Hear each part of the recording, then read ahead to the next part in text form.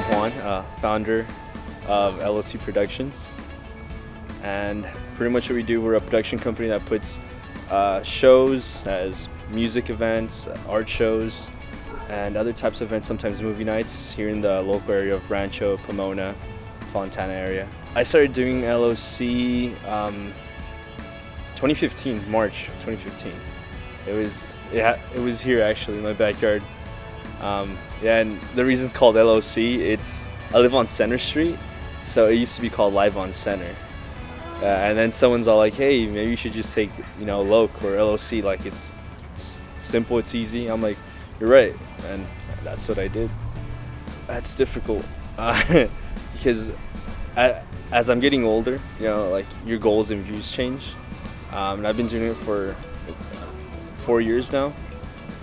And I feel like I've done a lot, but now I'm starting to have different goals or different perspectives on life. So that's changing. I mean, hopefully, I don't think I'll ever stop doing shows. So I don't know if this will stay stagnant or move to the next level, which would probably be just bigger venues, bigger bands. If it goes somewhere, it would go to that, just bigger venues, bigger bands. One that stands out would be the 1 year of Sim Passion. We did, it was funny that I met the singer, Joe or Dante. My friend Dennis, who helps me with LSC most of the time, his sister's a rapper, and she was doing an EP release show or some show for her, and he invited me, so we went to check it out. And it's a cool show, it's a backyard Fontana show. It's more like hip hop, like rap, so it's a different vibe. Not really my scene, but it was cool. It was interesting. And then I see this kid walk up with a piece of wood and just a beat pad, and I'm like, well, this is gonna be just another random weird thing, and it turns out blowing my mind. And from there, I'm like, dude, we need to get this guy. He went as Joe McFly. We get him. He does an acoustic set inside my garage. Then for October, the following months, they do debut Sin Passion show, and it's here, and it was pretty cool. And then a year later, we do 1 year of Sin, and we did at the rooftop at the Fox Theater, and it was insane. It sold out. I think we oversold 100 tickets, and you couldn't move in there. It's moshing. Eventually after that, the Fox Theater got a little bit more strict on the shows they did, because there's a certain weight limit that the rooftop can hold, and we exceeded that. But the show was amazing, and I think that's a memorable show to me. Another one, there's a lot. Before, when it was so back here, there's this band called Zephyrus. I went to Altaloma High School, and the people that played there in that band, they're from Altaloma too, and they're a year younger than me, but they had a band. It's a reggae band, and we did it in my garage, right there, and they brought trumpet players, and my backyard was packed, completely packed, and I was like, this is amazing. That's a memorable show to me too, because it was it's nothing yet, but it was amazing. Great time, everyone's chill, no fights, nothing. It's cool. I would say, if you're gonna do something, do it right. Don't try to cut the short way around it, because you're not gonna get the result you expect. And even when you do it right, you sometimes don't get the result you expect. So, if you're gonna do something, give it 100%, exceed 100% if you can, and try to do a little bit of research before you do something. See what works. I think it'd be that, and you gotta keep your relationships good with people. That has helped me a lot. Doing the show at the Fox Theater and moving to different venues, doing shows at the winery here in Rancho, at the breweries here in Rancho. I build my network, so whatever I need, I know I could get it done. And I think that's one of the biggest lessons. Keep your relationships open. Don't try to burn any bridges at all. Yeah. I'm not an artist, I play music too. That's one of the reasons why why I did all this stuff, pretty much because, all right, backstory. I'll do the backstory. I used to, when I was in high school, I played sports. I didn't do any music at all.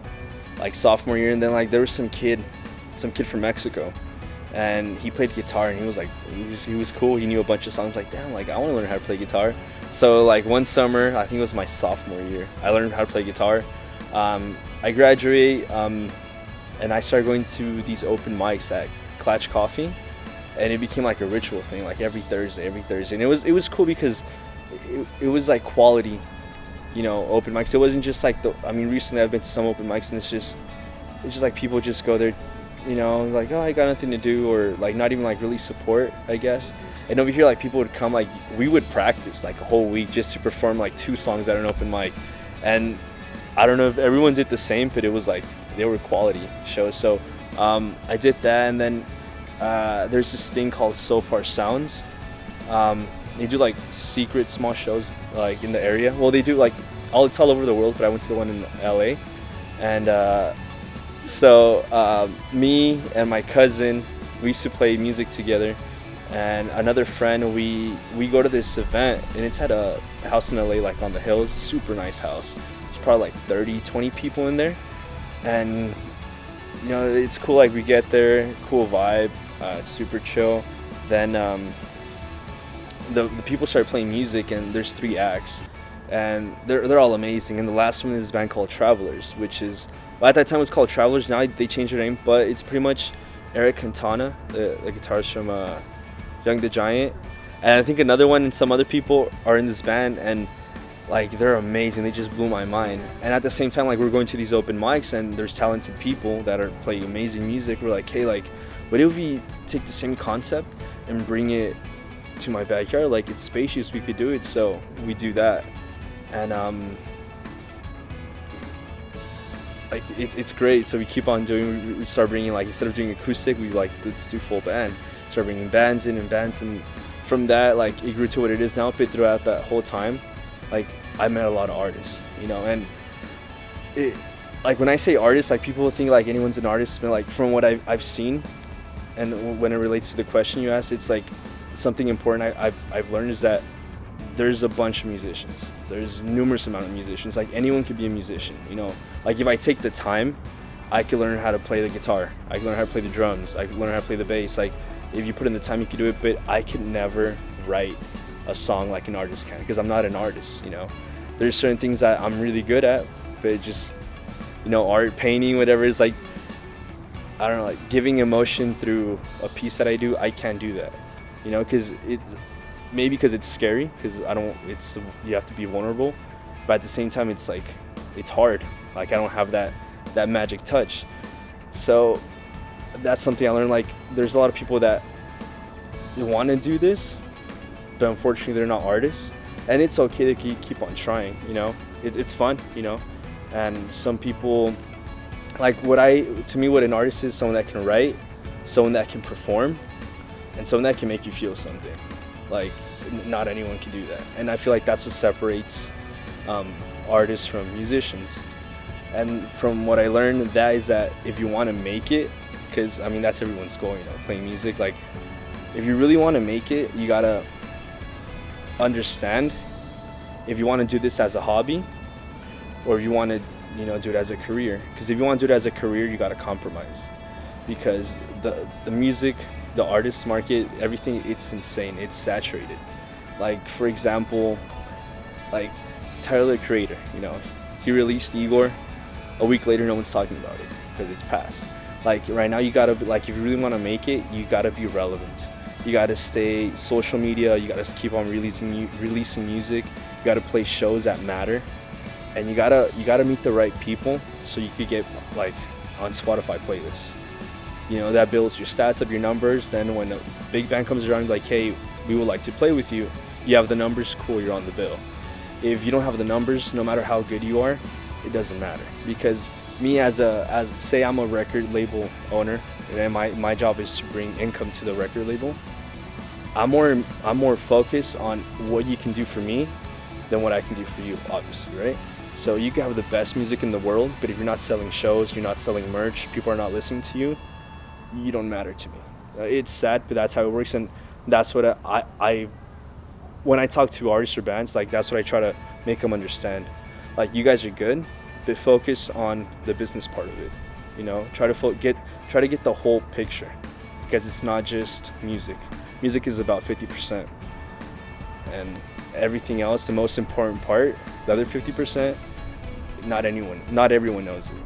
So I think that's something I learned, and that's something I want to, like, with the bands I'm working out. Like now I manage like Sim Passion. I managed another band called Days previously, and like that's what, you know, I learned from them, and I wanted to like just get it out to other bands that I work with.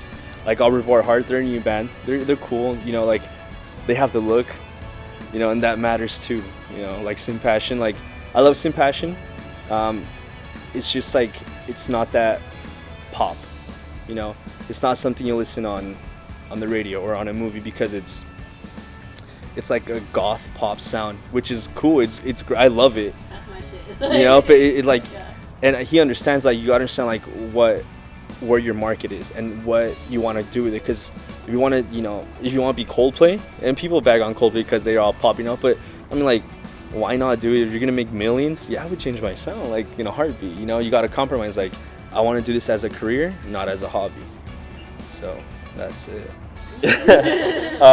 Yeah, Halloween's coming up, so I don't really know. I don't have anything planned. I've been focused more on, you know, like with Sim Passion and the band I'm playing right now. But I do want to do something. There's a winery here in Rancho, like literally right here. Yeah. And 2 blocks away. yeah, so I did a show there once before, and it just reopened. So I'm hoping to like continue to work with them and do something cool there, like Halloweenish. But for me personally, like something, just working with Sim Passion, and you know, use what I've learned and what I'm still learning, what I've learned from people that I've met, other managers from other bands. Try to use those methods to expand their followers or their success, I guess. Yeah, I don't even know it. Instagram, LOC Productions. I have a Twitter for it too. I don't really post much on it besides like when there's a show. I think the Twitter is LOC Sessions. Yeah, and that's it.